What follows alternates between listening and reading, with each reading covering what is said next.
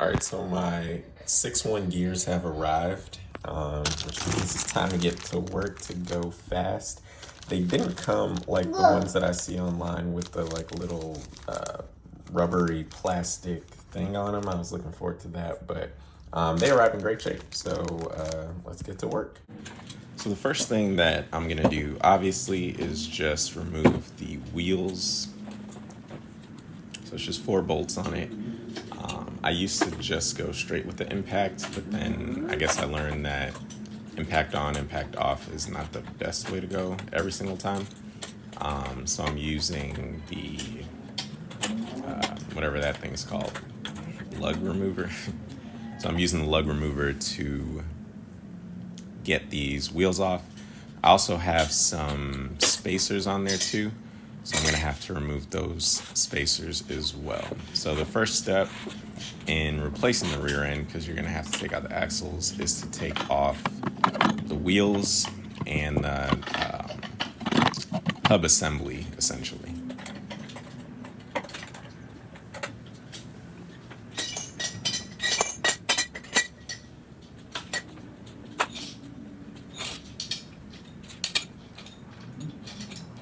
So what I always do is I will leave the cart down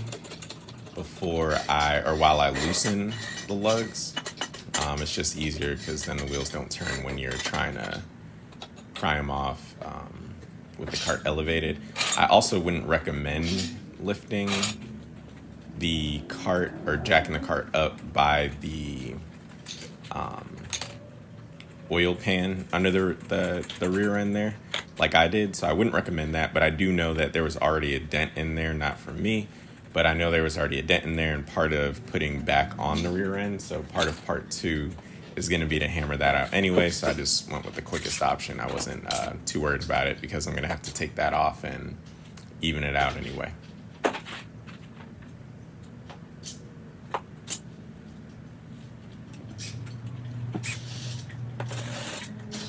So for the ones that were a pain to get off, I just went straight impact. But most of those, as you can see, it was just like 2 of them, but most of those I just loosened by hand. And then I just used the impact there. I could have used a handheld or a screwdriver, not a screwdriver, a non-impact, but yeah, I didn't need to here. And then here I just use the impact because it's already lifted at this point and I got those spacers, so that one's on me. So the first thing you're gonna do, or the next thing you're gonna do, is you're gonna tap off that can-like thing, so that end cap there. So you're gonna tap that off so that you can see the cotter pin and castle nut.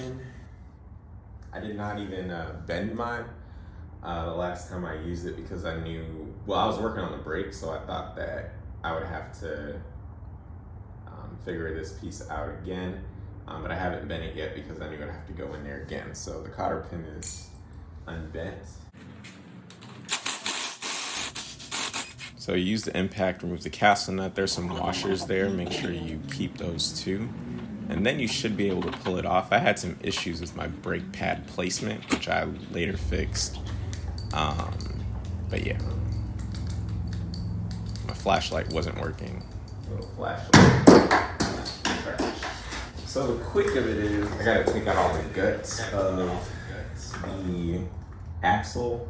It's the axle, the spline part of the axle, so that I can basically drop out the gears, because it all goes, I guess, through this. So you got your input shaft, gear turning down there, it's all connected, I think.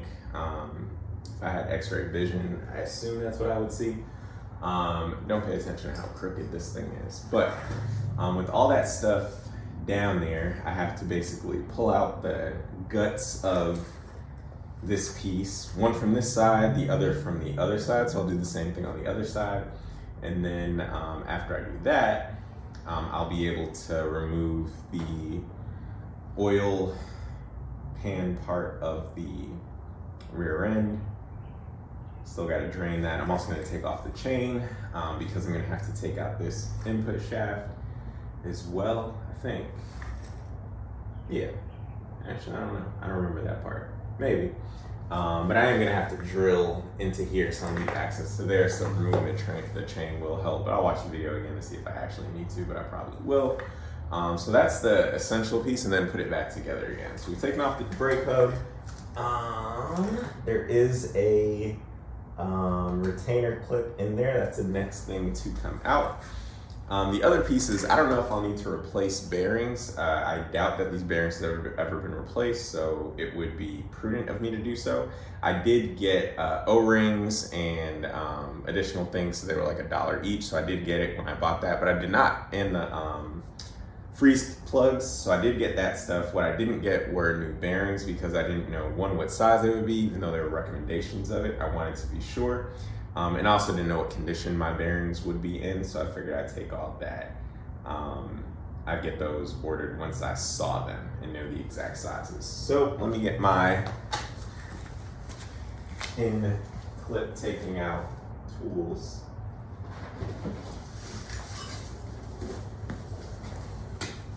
Icon, feel free to sponsor me. But I already bought this, but I think I need bigger ones, but it is what it is. All right, which ones are going to do the trick? Hopefully. Where's my light? Kind of suffering. If any lighting company wants to sponsor me too, I'm looking for all the sponsorships. Let's see.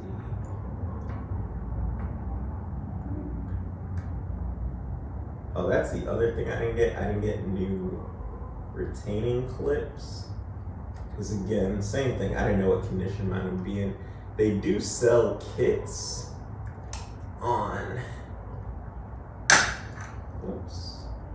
This broke off. It's gone. Is it in there? Oh, that sucks. So this part of my Icon clips, okay, Icon, don't sponsor me. The part, a little tip broke off. That sucks. And it broke off in the actual clip. So now now I have to remove. Oh man, I'm supposed to close them.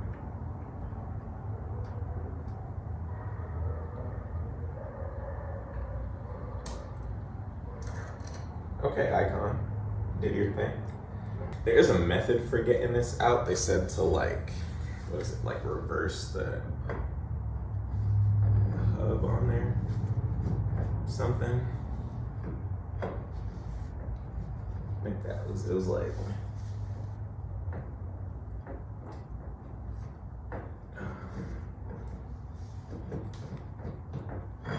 and then like pull it, so I think it was like,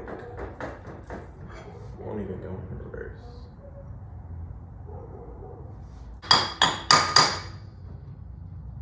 The hard part over here is just like, this doesn't seem like it wants. Look at that, it goes on there. Okay. So probably is that drum.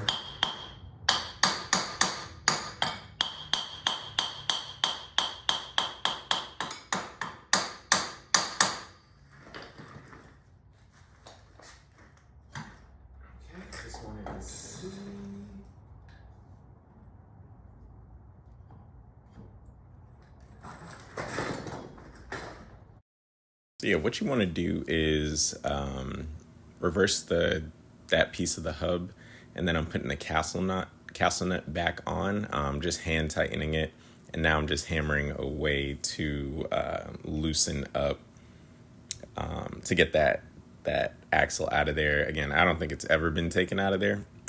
Well, I mean, yeah, it's an old car. I don't think it's ever been taken out of there. And then again, on the snap ring pliers, I just used the wrong direction snap ring pliers. So it was definitely my fault that it broke, but I had the right pair, and it was pretty easy to take out those snap rings. This piece too, if you have a well-lubed rear end, sounds weird to say, but you know, if you have that, it probably should slide out pretty easy. Mine was a little bit tough. I know the gear oil in the rear end was old. The axle itself looks fine. The bearing, I'll let you all be the judge, but I don't think this bearing looks as good.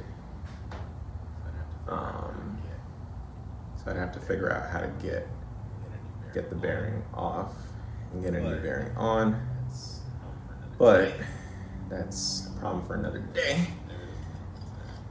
Or maybe it is a problem for today, I don't know. It's not a problem for right now. Right now, I just need to get this off my hub. And the video that I watched again said that you want to keep these protected from any dirt and debris. And here's the other bearing. I can't really tell. I mean, one just looks more rusty, I would say, or more worn than the other. But I'm going to end up replacing both of the bearings anyway. So I just wanted to show you what they look like. But yeah, but I am covering them in this paper just to keep any additional dirt and debris out. And also what I ended up doing was just giving them a wipe down with the microfiber cloth. And then I greased them a little bit, and you'll see it in part 2 whenever that gets posted. And then I just greased it a little bit, helped it slide in easier and kept additional dirt out. But overall, packaging it up like that worked.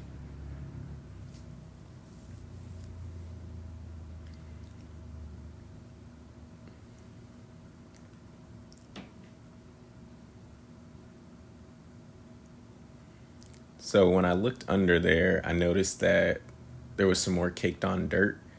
So this cart I got for $400 off Facebook Marketplace. It didn't have an engine. It was pretty old. It's an old model year. So there was a lot of caked on dirt. I guess it had been run through the mud, but not a lot of rust. And it's not like they painted over it or anything. It just wasn't a lot of rust, which was good. So I did any like surface rust or anything, I took care of that and then painted it. But I'm just getting off some more caked off dirt and cleaning up. Don't judge me. I was not prepared for this part, won't lie.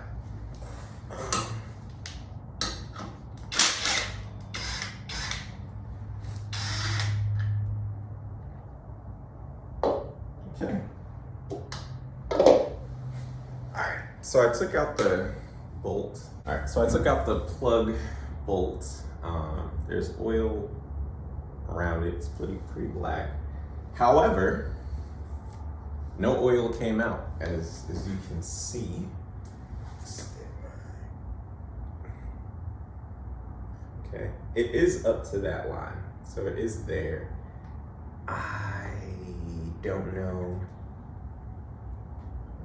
know how I get the oil to drain out. Can I siphon it out through a tube? I'll try. I don't know how to siphon through a tube though. I guess I can learn. All right, so I saw a really cool video. It said all you need is a length of hose. You stick it in. What did he say? Stick it in, create a vacuum, pull a little bit out, and then start it, and it'll drain. So I'm gonna try that. This is gonna be too long. He was using like a huge barrel, so I just need to cut this to be shorter. But let's see if that will work. So again, I gotta roll one. Let me make sure it goes in there. Kinda. It's hitting up against the actual diff. I'm gonna keep the bolt down, but it looks like I'm gonna have to try to get this out. What I also don't have right now, or maybe I just don't know that I have it, is a piece of something that's gonna go in between to get this gasket to break. But one thing at a time. First I need to get these screws off.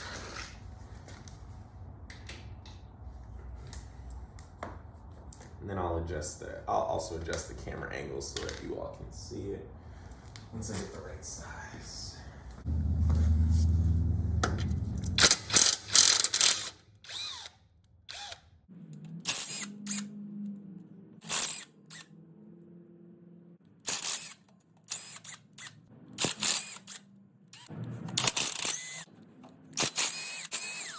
So the easy part is done, getting the screws off. Now I have to figure out how to break this gasket seal and get this off and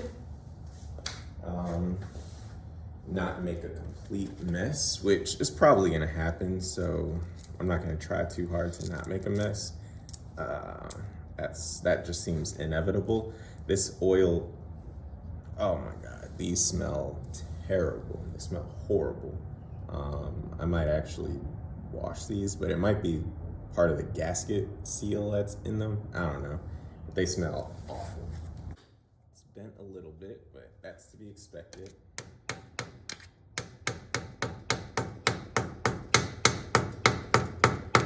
Now I'm going in with the plastic one. And this plastic one is just like a, what's that thing called? A panel pop thing that I really just don't use for panels.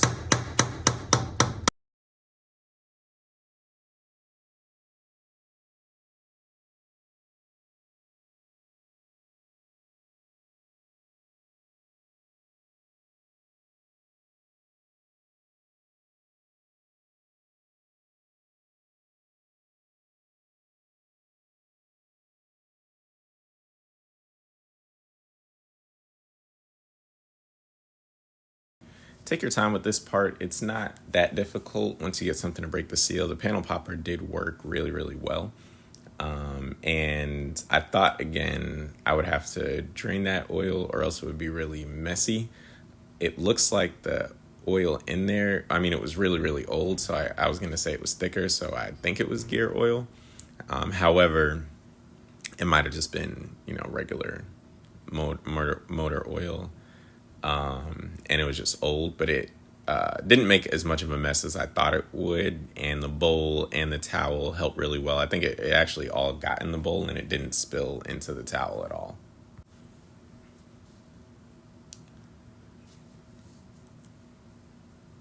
After you get that piece off, you're going to need to remove the bracket that's holding up that gear, that big gear. And there are 4 bolts to it. I went at it with the impact first and it was not doing anything. So I just said, all right, let me get a torque wrench and then start it that way. The video that I saw said that this gear was pretty heavy. I guess that's relative. I didn't find it that heavy, or this assembly is pretty heavy. I didn't find it that heavy.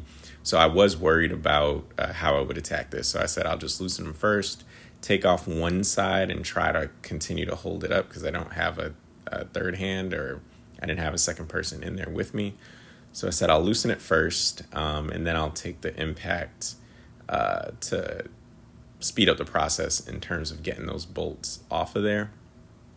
And then I'll just hold it up as best as I can as I continue to work the other bolts off. And again, it ended up not being too heavy as an assembly. It does have some weight to it, but for me, it just wasn't that heavy. And and you can get it off. There was a lot of gear oil, or just, I guess, oil passing through these gears. So it was oily, but it was clean. So I didn't want to inspect to see if there was any rust, if there was any metal bits in the rear end, which would have been signs of other things, like maybe the gears rubbing together, or things not being in the place that they're supposed to be, or like a worn bearing. But everything was lubricated pretty well. It was just really dirty, but it was clean relative to the things that I didn't want in there.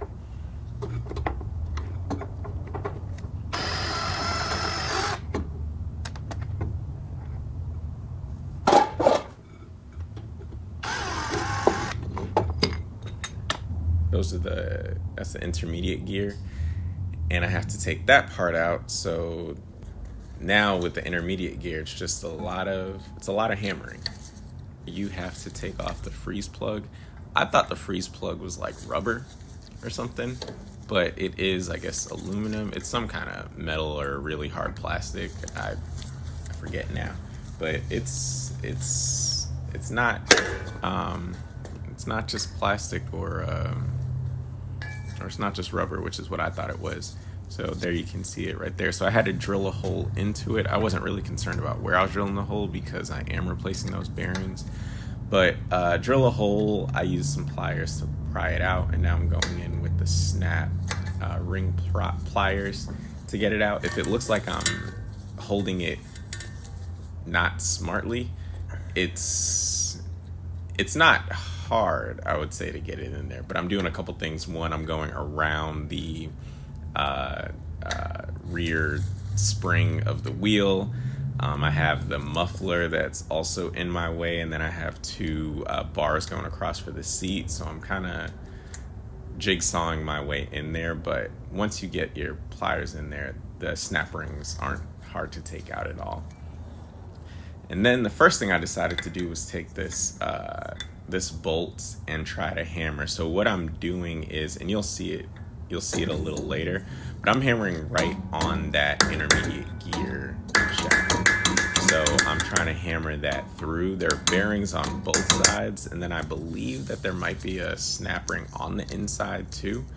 I'm not exactly sure, but I am trying to hammer out essentially that middle piece. So you're just going to be hammering for a while. So it probably looks like I'm hammering for a long time, and I left a good chunk of the hammering in this duration, or in this video, but it's much longer. I was hammering for a while. But up until this part, it hasn't been difficult. So even the hammering, while it is tedious, it is not difficult.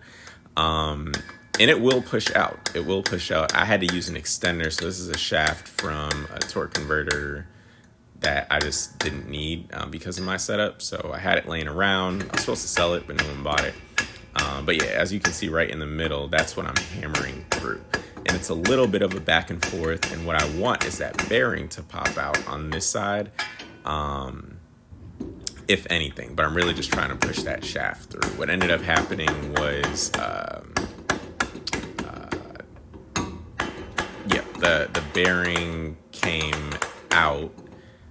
So the bearing came all the way out, which was good. That's exactly what I wanted. I did have to keep going back on both sides to try to get that bearing out. But yeah, you just keep tapping and tapping and tapping. You can see here that it's coming out. So it is pushing through because that piece was all the way in the bearing. So it is pushing through. So you just got to be patient with it, and it's pretty strong. You're not gonna break anything. And then once I did that, I guess there isn't a snap ring inside. I'm sorry, there isn't a snap ring inside because both of the bearings, I just hammered those through.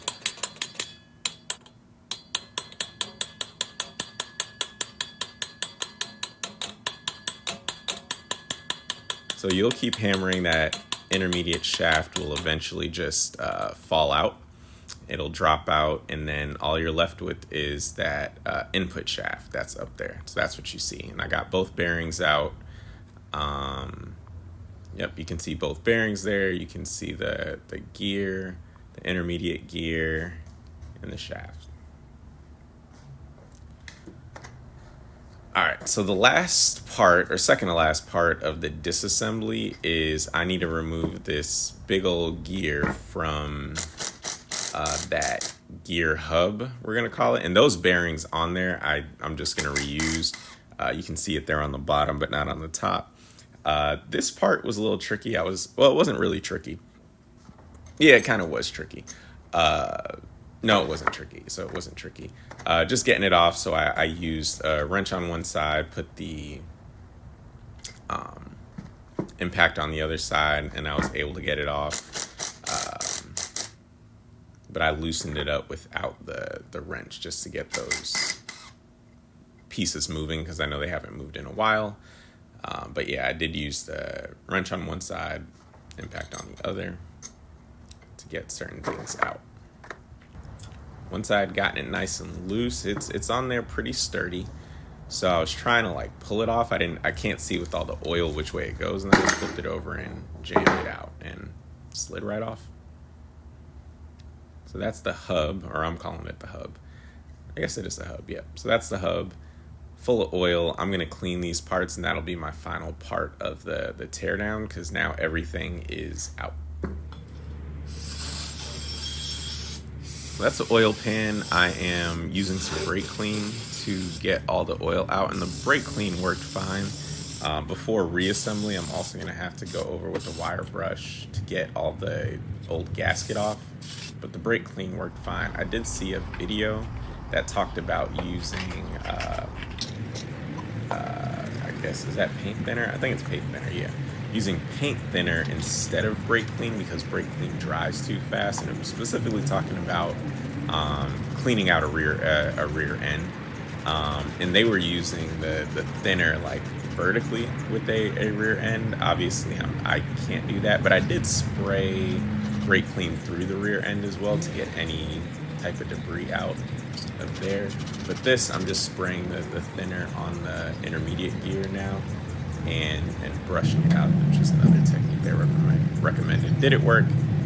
I mean, yeah, it was fine. But the brake clean works just fine. So I just wanted to test it, see what I had. I had plenty of things to clean, so I tested both. But again, brake clean works just fine, getting off that wheel and getting everything clean. So this is the final part of the teardown. Overall, the process wasn't too bad. So it wasn't as hard as I thought it would be. You definitely, having the right tools help, but you don't really need too many specialized tools to get this done. You just need some patience and be willing to get into some of those things.